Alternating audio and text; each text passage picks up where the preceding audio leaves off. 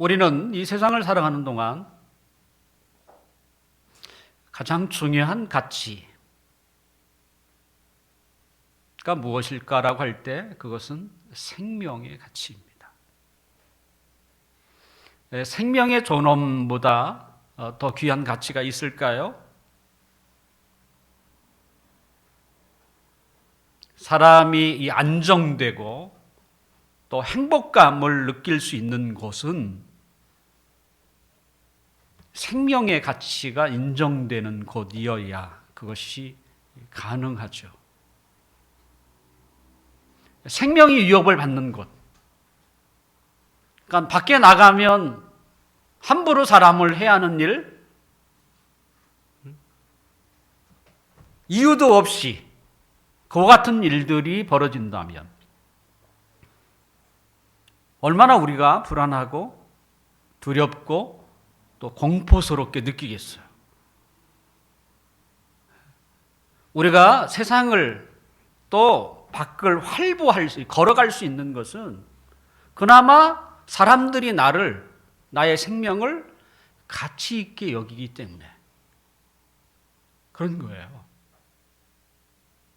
그래서 외국 사람들이 우리나라 와서 놀라는 것 중에 하나가 밤늦게 늦은 시간에 여자분들이 이렇게 돌아다닌다거나 집에 가는 거라든지 이런 거 보면 놀란대요. 자기 나라는 그렇게 안 된다는 거예요.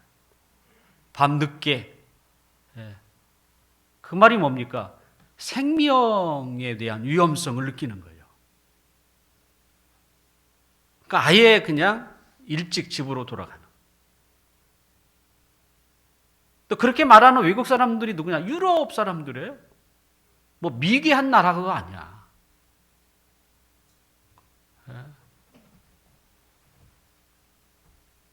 그나마 우리나라는 이 생명의 가치에 있어서는 존중을 많이 받는 나라 중에 최상급입니다, 사실은. 우리가 느끼지 못할지라도 이런 생명의 가치가 없는 곳에서 사는 것은 그건 산다고 말할 수 없겠죠. 그런데 이런 생명의 가치, 생명을 존중하는 그런 사회를 봤더니 대부분이 신의 존재를 인정하는 것이라는 거예요. 그러니까 기독교가 있는 곳, 때로는 생명의 가치를 소중하게 여기는 곳들을 보면 대부분 신의 존재를 인정하는 곳을 우리는 보게 됩니다. 이런 생명의 가치, 생명의 존엄성은 반드시 이 사회가 기본적으로 지켜야 할 가장 중요한 것이라고 말할 수 있는데, 이런 생명의 가치가 이렇게 더 확장되고 발전되는 것이 어디냐면 가정입니다. 가정.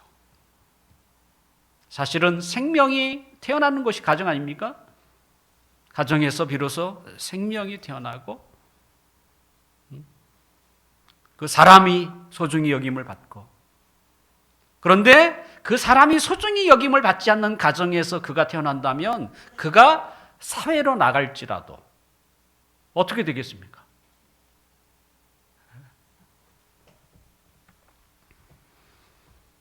가정의 소중함은 아무리 강조해도 부족함은 없을 것입니다. 자, 가정의 기초. 그렇다면 이 사회의 근간이라고 할 수 있는 이 가정, 또 생명이 이렇게 태어나는 그 가정의 기초는 무엇일까요? 가정의 기초는 부부입니다. 자녀가 있든 없든 상관없이 남녀가 결혼하여서 부부가 되면 그것은 가정이 되는 것이죠. 하나님은 이 가정을 이루는 이 부부에게 자녀라고 하는 선물을 주었습니다. 그러니까 생명이 태어나는 것이죠.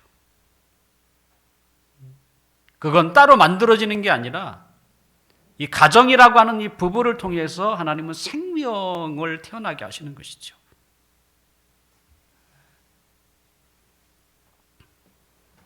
이 동식물에게 있어서 이 교미는 이 번식을 위한 것이죠.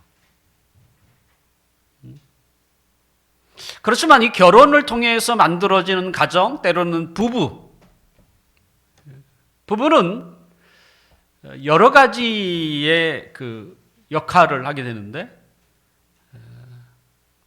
우리가 너무나 잘 아는 그죠, 인류 발전을 위한 번식, 그리고 즐거움도 거기 있고, 더 나아가 부부는, 가정은 하나님의 경륜을 이루는 중요한 역할을 하게 됩니다. 자, 하나님이 인류에게 주신 이 7번째 계명, 우리가 이제 7계라고 하는 것이 오늘 본문인데요. 이 7계는 이 하나님이 주신 복을 유지하게 하는 계명입니다. 그 계명이 뭐겠습니까? 우리가 함께 읽었던 구절이도 간음하지 말라라는 계명이에요. 간음하지 말라. 이 간음의 사전적인 의미는 이렇습니다. 결혼한 사람이 배우자가 아닌 이성과 성관계를 맺는 것을 이렇게 이야기합니다. 그러니까 부부 외에 다른 이성과 관계를 맺는 것이 바로 이 간음입니다. 간음.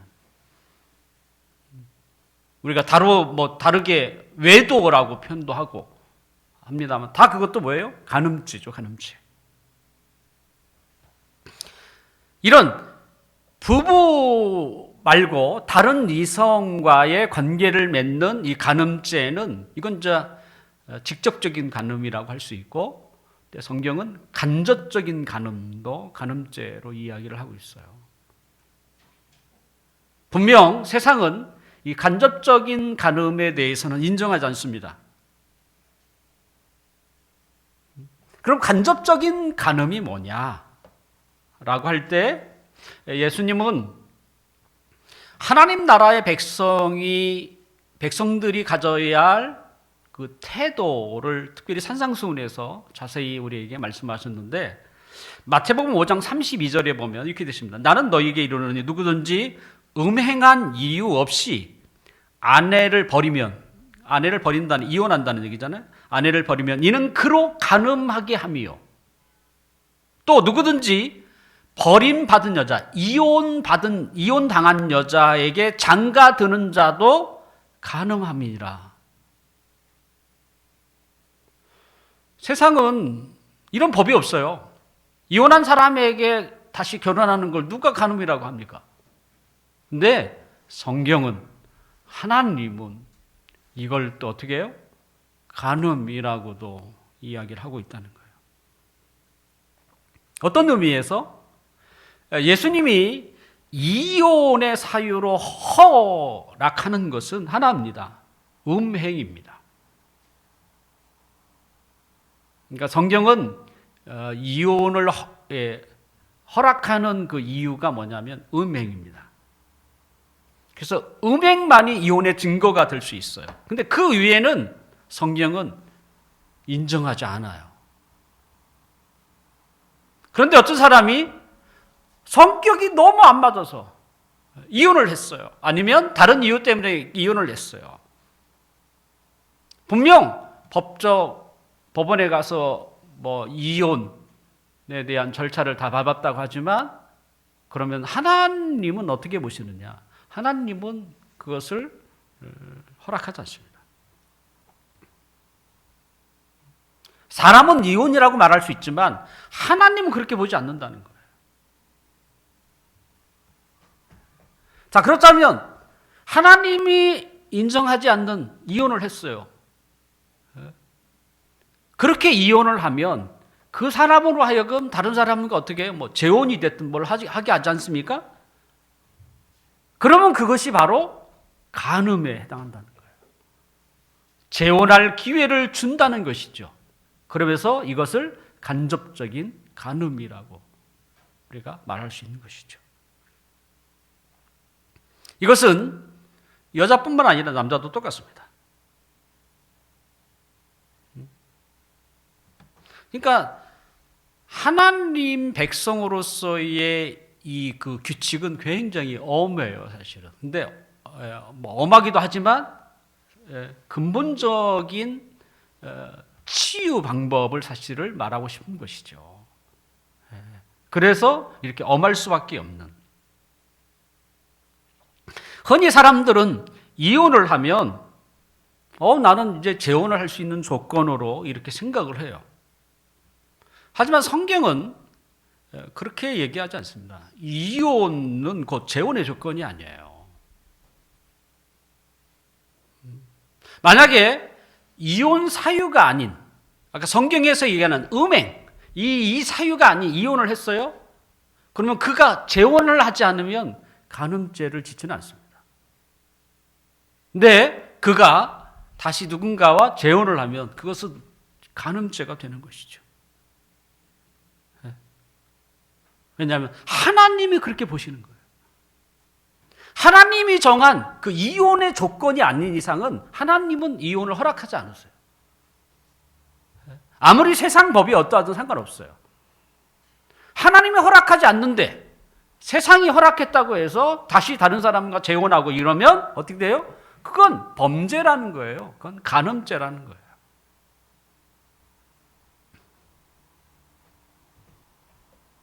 그런데 누구에게 간음죄를 범하는 거예요? 아직 전 남편 아니면 전 아내가 살아있다는 것이죠. 근데 만약에 그가 죽으면 이건 간음죄가 형성이 안 돼요. 그러니까 사별은 다른 것입니다. 왜냐하면 이미 그 상대가 없기 때문에, 죽었기 때문에 간음죄가 되지는 않습니다.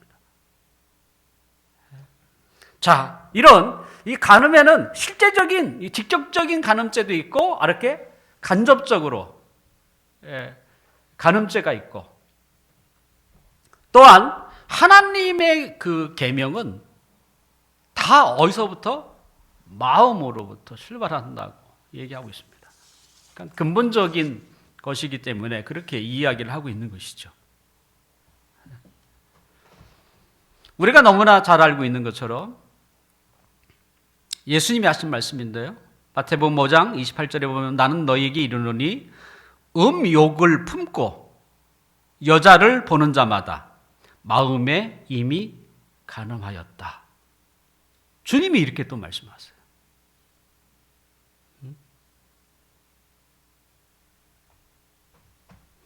그러니까 자신의 결혼 상대자가 아닌 이성, 다른 이성에게 음욕을 품는 것도 간음죄로 주님은 말씀하고 계세요.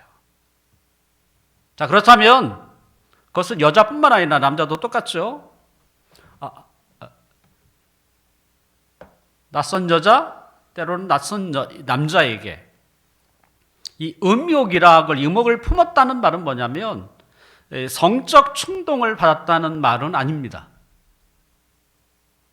그런 말은 아니에요. 이 본문이 말하고 하는 것은 굉장히 구체적이고 확실한 의도를 가지고, 이 말은 뭡니까? 어떤 뚜렷한 목표를 가지고 마음 가운데 이 정욕적인 생각을 말하는 것이에요. 그 헬라어 단어가 그것을 이야기를 해요. 단지 이 성적 충동을 느꼈기 때문에 나는 간음죄를 범했어, 이런 의미는 아니라는 것이죠.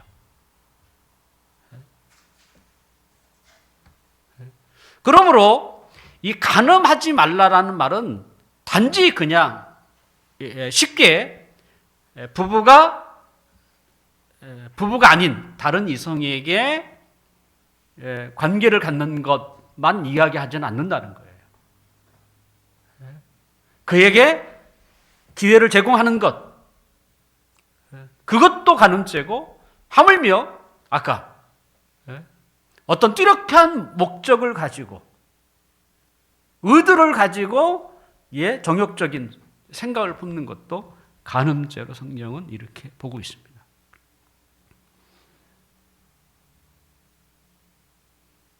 아예 시작에서부터 성경은 출발하고 있는 거예요. 자, 그렇다면 왜 성경은 또 또 하나님은 이 간음죄를 범하지 말라. 이렇게까지 이렇게 구체적으로 우리에게 말씀하고 있는가? 왜 간음죄가 심각한가? 지금 심각하다는 거 아니겠습니까? 그것은 간음죄는 사회의 그 기초가 되는 가정을 파탄으로 몰아간다는 거예요.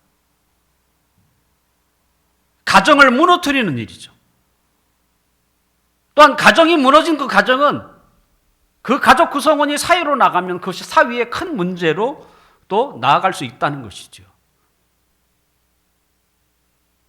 다른 죄는요, 덮을 수 있습니다. 용서할 수 있고. 그런데 간음죄는 그게 쉽지가 않아요.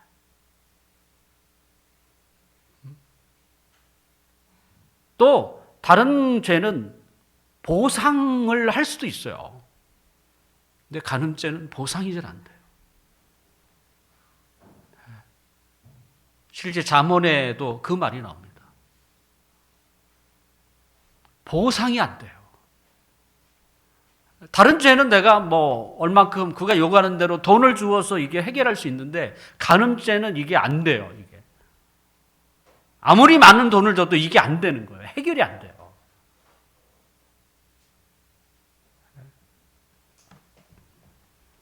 뿐만 아니라 그렇게 파탄낸 가정에게, 그런 가정에서 자라난 자녀들에게 얼마나 큰 상처와 장애가 되겠습니까? 결국 이 간음은 가정을 파탄으로 만드는 것이고 또 더 나아가 사회적으로도 큰 문제를 만드는 것이기 때문에 하나님은 철저히 간음죄를 범하지 말라 이렇게 말씀하고 있는 것이죠. 뿐만 아니라 간음죄, 이런 이 가정을 무너뜨리고 더 나아가 사회 문제까지 뿐만 아니라 여기에는 더 높은 차원의 죄가 됩니다. 그것은 혼인을 만드신 하나님 앞에서. 자, 결혼이라고 하는 이 혼인 있죠. 이 혼인 제도를 만드신 분이 누구예요? 사람이 아니에요.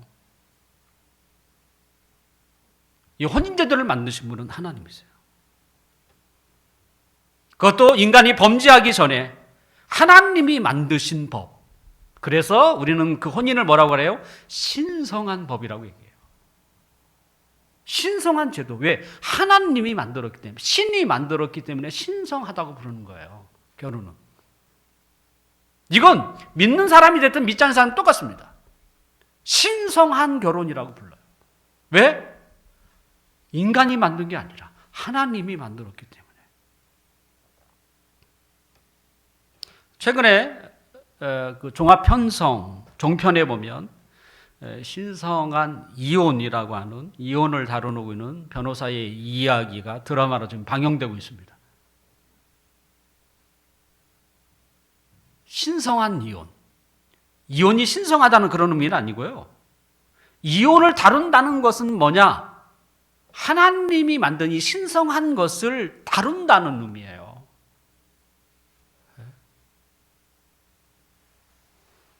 그러니까 요즘 우리 사이에 이혼은 드라마로 소개될 정도로 한 해 우리나라가 결혼하는 쌍이 20만 건 정도 됩니다.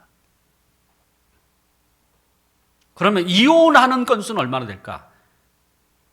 10만 건입니다. 그러니까 단순하게 그것만 계산하면 50% 정도가 이혼한다 이렇게 또 생각을 할 수 있는 것이죠. 그러니까 단순하게죠.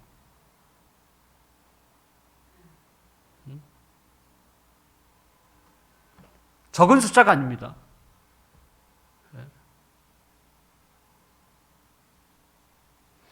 사람들이 이혼하는 이유가 뭐겠습니까? 가장 많이 내세우는 게 성격이라는 것 아닙니까? 그래서 연애도 하는 건데 사전에 좀 점검하라고. 또는 요즘처럼 살기 어려운 때 경제죠, 경제. 그리고 요즘 시대와 잘 어울리지 않는 이 가정폭력도 있습니다. 이런 여러 가지 이유로 인해서 사람들은 이제 이혼을 하게 됩니다. 성격이나 경제력 같은 경우에 제 개인적인 생각이지만 그걸로 이혼하는 것은 저는 정말 그건 바람직하지 않다. 그건 맞춰가야 하는 것이지. 근데 가정폭력은 좀 다른 것입니다. 성격이나 경제력은 좀 다른 거예요. 가정폭력을 당하는 입장에서 살고 있는 사람은 그게 사는 것입니까? 거의 지옥과 같은. 그 정도의 가정폭력이 이루어진다면 거의 수시로 자주 일어난다는 얘기 아닙니까? 분명 그런 가정폭력이 이루어지고 있는 그런 가정에서는 법적인 도움을 받아야 하고 또 법적으로 별거도 해야 하죠. 성격이나 경제는 악이라고 볼 수는 없습니다. 하지만 가정폭력은 악이에요, 악. 근데 이혼도 뭡니까? 이혼도 악이거든요. 악이라는 게 뭡니까? 맞지 않다는 거예요. 선하지 않다는 거예요. 그러니까 가정폭력도 악이고 이혼도 악입니다. 자, 악과 악이 있을 때는 우리는 뭘 선택해야 돼요? 어떻게든지 악을 둘 중에 하나는 선택해야 돼요. 무슨 악? 덜 악을 선택해야 돼요. 그러니까 지금 사는 것도 악이고 그렇다고 해서 이혼하는 것도 악이라면 덜 악을 선택해야죠.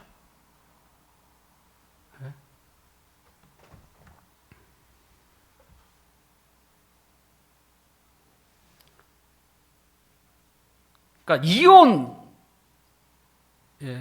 뭐 그렇게 해서 저는 뭐 이혼할 수 있다고 생각합니다.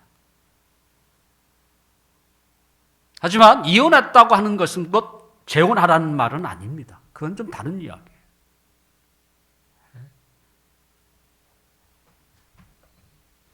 그러니까 우리는 이 성경, 하나님의 말씀, 우리를 너무나 잘 알고 또 우리가 살아가는 이 세상에 우리가 어떻게 살아야 할지 너무나 잘 아는 하나님의 말씀이라고 생각을 하셔야 돼요. 그러니까 먼 이야기, 우리랑 동떨어진 이야기를 하나님 얘기하는 게 아니고 우리에게 가장 최선의 선, 가장 아름다운 모습, 건강한 모습으로 살아가는 것을 하나님이 요구하시거든요. 그러니까 하나님의 말씀 그러면 나 이거 그냥 싫어. 이런 이렇게 하면 안 되는 게 뭐냐면 하나님은 우리를 너무나 잘 아낀다는 거예요. 특별히 하나님의 백성에 대해서는 정말 너희들은 좀 바르게 살아, 참되게 살아, 보람 있게 살아, 건강하게 살아, 질서 있게 살아, 기쁨으로 살아, 평강 가운데 살아. 하나님이 그걸 요구하시지. 그래서 하나님의 말씀을 우리가 순종해야 하는 이유가 거기 있어요. 그것은 우리를 위한 것이라는 거예요, 사실은. 1차적으로는. 그래서 그 말씀에 순종하려고 하셔야 되는 거예요.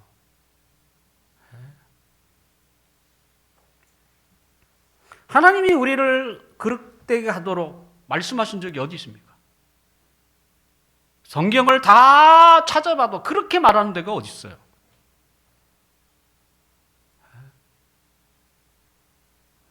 본문보다도 더 우리를 아끼시고 우리로 하여금 바른 길, 정도, 그 길을 걷게 하시는 하나님. 그러니까 그분의 말씀을 드려야죠. 어쩔 수 없이 악과 악이었을 때 어쩔 수 없이 이혼했다고 하면 웬만하면 혼자 사는 게 좋겠죠. 왜냐하면 하나님이 인정하는 이혼의 조건이 아니에요. 이 세상의 불이죠. 내가 눈이 멀어서 그렇게 폭력을 행사하는 이 남자인 줄 몰랐던 거예요. 누굴 탓하겠어요? 누가 선택했는데? 내가 선택했잖아요. 내가 선택해서 결혼한 상대잖아요. 그런 것 때문에 더 이상 살 수 없어서 이혼했다면 혼자 사셔야죠.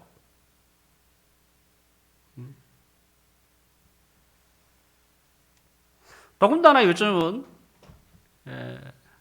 비혼이라고 해서 혼인할 마음이 없는, 나이가 먹는데도 불구하고 아예 혼인할 마음을 갖지 않는 이런 문화가 방송을 통해서 너무 퍼져 있는 것이 너무나 안타깝습니다.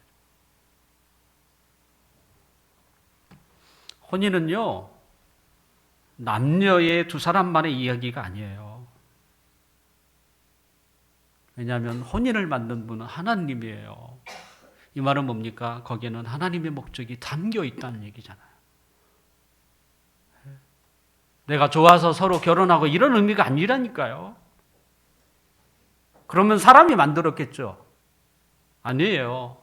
결혼제도는 하나님이 만든 거예요. 왜? 하나님의 목적이 있어서 그런 거예요. 세상은 하나님의 존재를 인정하거나 믿지도 않기 때문에 그럴 수 있습니다. 하지만 신자는 다릅니다. 신자는 달라야죠, 당연히. 세상이 그러기 때문에 나도 이렇게 가지면 안 되는 거예요. 혼인을 만든 분은 하나님이십니다. 이 말은 혼인은 신성하다는 것이죠.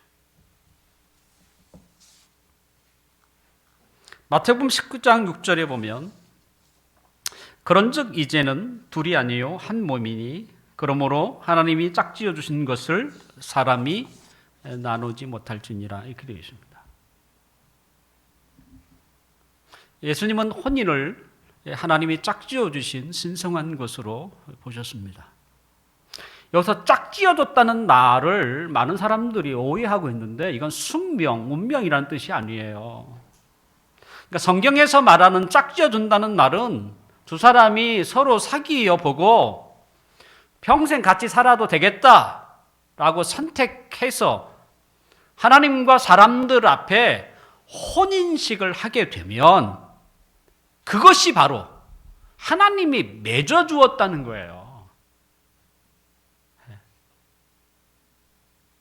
하나님이 나에게 맞는 사람을 맺어줬다는 의미가 아니고 결혼식, 혼인식 그 자체는 뭐예요? 하나님이 만드신 거기 때문에 그것이 신성하다. 그런 의미예요. 그러니까 두 사람이 무슨 운명처럼 만난다는 이런 의미가 아닙니다.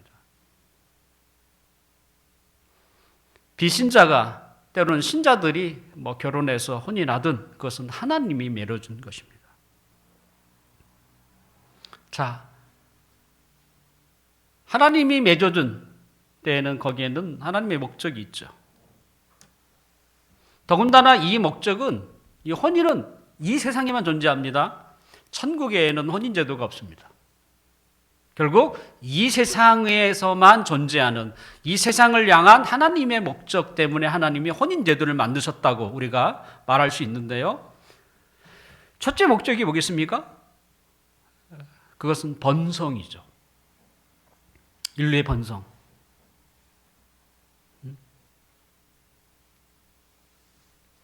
아담과 하와가 두 사람만 있을 때 하나님이 그들에게 혼인을 하게 하셨고 또 그들에게 어떻게 해요? 자녀를 낳을 수 있는 복을 주셨죠. 자녀가 뭐겠습니까? 번성이죠. 사람이 태어나지 않으면 어떻게 인류가 계속적으로 번성할 수 있겠습니까? 그건 불가능한 일이죠. 그래서 혼인의 첫째 이유는 번성입니다. 자식을 낳는 것이죠.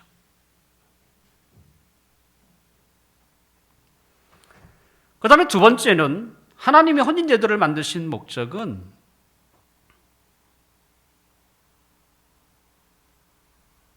하나님 나라, 하나님의 나라, 하나님의 나라는 거룩한 나라, 하나님의 나라는 하나님의 생명이 있는 나라를 우리가 하나님 나라로 부르는데 왜냐하면 이 세상과 구별되는 나라, 그리고 그 하나님 나라는 하나님의 생명으로 움직이는 나라예요. 그 나라의 모습을 우리에게 보여주기 위해서. 근데 그 나라가 어떤 나라인가? 그 나라는요, 사랑으로 한 몸이 되는 그 신비한 나라예요. 혼인은 두 사람이 한 몸이 되는 거 아닙니까? 두 사람을 한 몸으로 묶어주는 게 뭐냐면 사랑의 줄이에요. 사랑.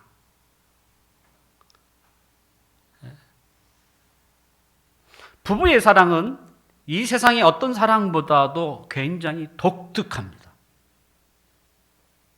그리고 따라할 수 없는 사랑이에요. 자, 이 세상에서 가장 하나님 사랑 말고 인간의 사랑 중에서 가장 높고 또 헌신적인 사랑이 뭐겠습니까? 그것은 부모의 사랑입니다. 부모의 사랑. 저 개인적으로 얘기하면 부보다는 어머니의 사랑이 훨씬 더 강한 것 같아요. 표현이 달아서 그런지 몰라도 이 세상에 인간들이 살아갈 때의 가장 큰 사랑은 어머니의 사랑입니다.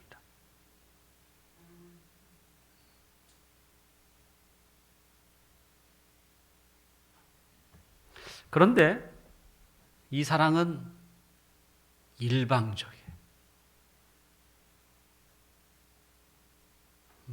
일방적이라는 거예요.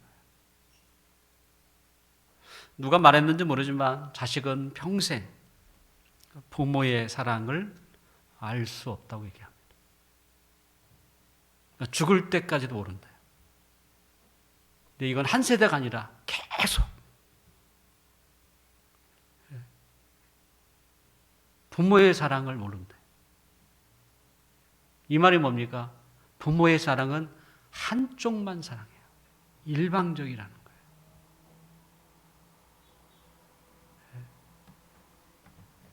그러니까 부모의 사랑은 크다고 할지만 너무나 일방적인 사랑이기 때문에 온전하지 못한 거예요. 주는 사랑인 거죠. 하지만 부부의 사랑은 다릅니다. 부부의 사랑은 뭐예요? 쌍방이에요. 쌍방이기 때문에 한 몸이 되는 것이죠. 그래서 신비로운 사랑이라고 표현합니다. 이런 신비로운 사랑, 그 사랑이 어떤 사랑입니까? 먼저는 하나님의 사랑이 그래요. 하나님은 삼위일체의 하나님입니다. 성부의 하나님, 성자 하나님, 성령 하나님. 그 성부, 삼위에 뭘로 묶여져 있는가? 사랑으로 묶여져 있어요. 위가 세 분인데 그 위가 하나인 것처럼 돌아가요. 그 뭘로? 사랑으로. 사랑으로밖에 가능이 안 돼요. 근데 이 사랑을 이 세상에서 뭘로 우리가 구경할 수 있습니까?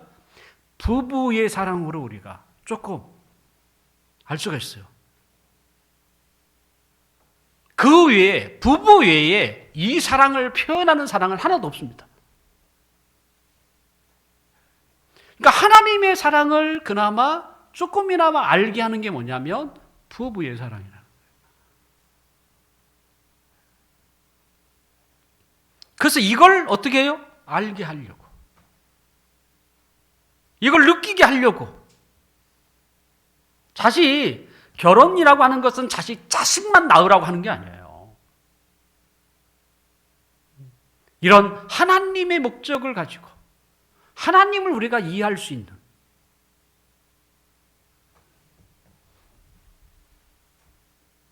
그래서 이 부부의 사랑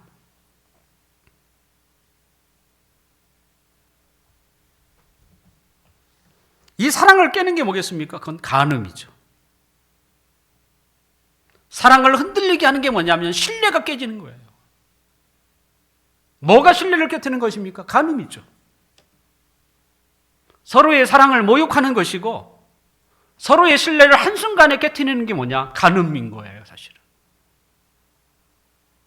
그 신비한 사랑을 한순간에 깨트리는 게 뭐냐? 간음죄인 거예요.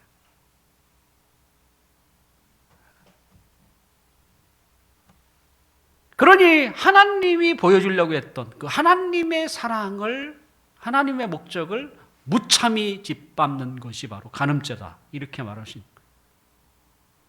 더군다나 사도 바울은 간음죄는 다른 죄와는 다르대요. 다른 죄는 다 몸 밖에서 이루어지는 것이지만 간음죄만은 몸 안에서 이루어진다, 더 심각하다, 이렇게 표현하기도 합니다. 그리고 세 번째, 결혼의 목적. 그것은 교회와 그리스도의 관계를 상징적으로 보여준다는 거예요. 사도 바울은 에베소서 5장 22절 이하에 보면 교회와 그리스도 관계를 신랑과 신부로 이렇게 비교하는 것을 우리는 보게 되는데요. 재밌게도 우리는 부부를 뭐라고 부릅니까? 신랑과 신부로 불리듯이 교회를 신부로 표현하고 또 예수님을 신랑으로 부른다는 거예요. 또한 부부가 한 몸인 것처럼 교회와 예수님을 어떻게 해요? 한 몸으로 표현하고 있다는 거예요.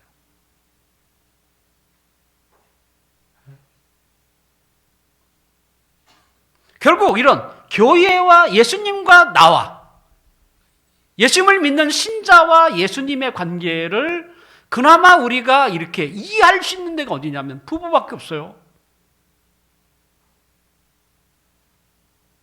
다른 데서 우리가 이 관계를 찾을 데가 없어요.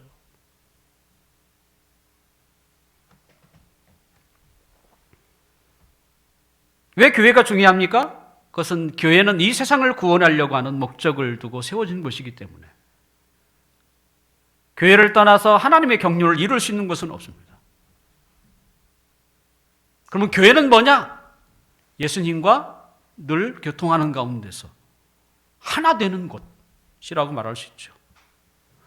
그래서 주님을 떠난 교회는 있을 수가 없겠죠.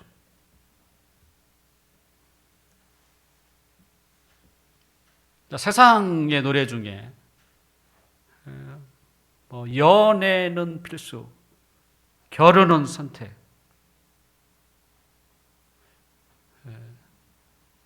이렇게 말하지만 그건 세상 문화를 가장 잘 표현하는 문구예요.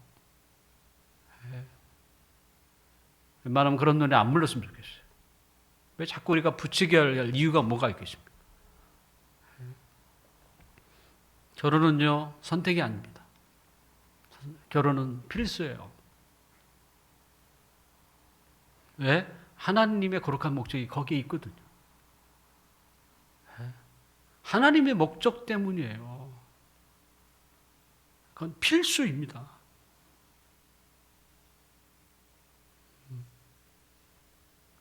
이런 하나님이 만든 목적, 하나님이 목적을 두고 만든 것, 또 이걸 통해서 하나님의 그 거룩한 뜻을 이루려고 했던 것, 이것이 뭐냐? 결혼이고 혼인. 결혼이라는 단어는 사실 일본 말이거든요. 그래서 이제 혼인이 이제 정확한 말인데, 혼인.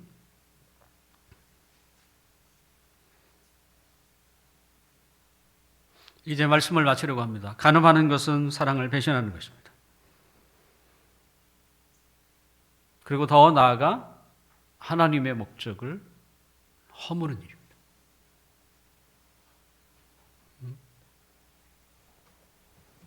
그러므로 우리는 이런 어리석은 자가 되지 말아야 합니다. 그건 정말 어리석은 거예요. 그 가정을 한순간이에요. 뭐 다른 길도 아니에요.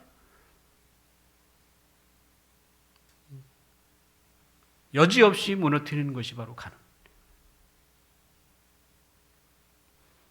만약 혼인, 때로는 결혼하였다면 나의 짝으로 평생 살아야 합니다. 한 사람이 죽을 때까지. 성격이 다르기 때문에 맞는 거예요. 우리가 너무나 잘 알잖아요. 성격이 비슷하면 일은 같이 할 수 있지만 함께 살지는 못해요. 우리는 착각을 하는 거예요. 아, 성격이 나랑 비슷하니까 일도 뭐 비슷해서 너무 좋고, 근데 그런 사람이 같이 살면 너 못 살아요. 집안이 난장판입니다. 살지를 못해요.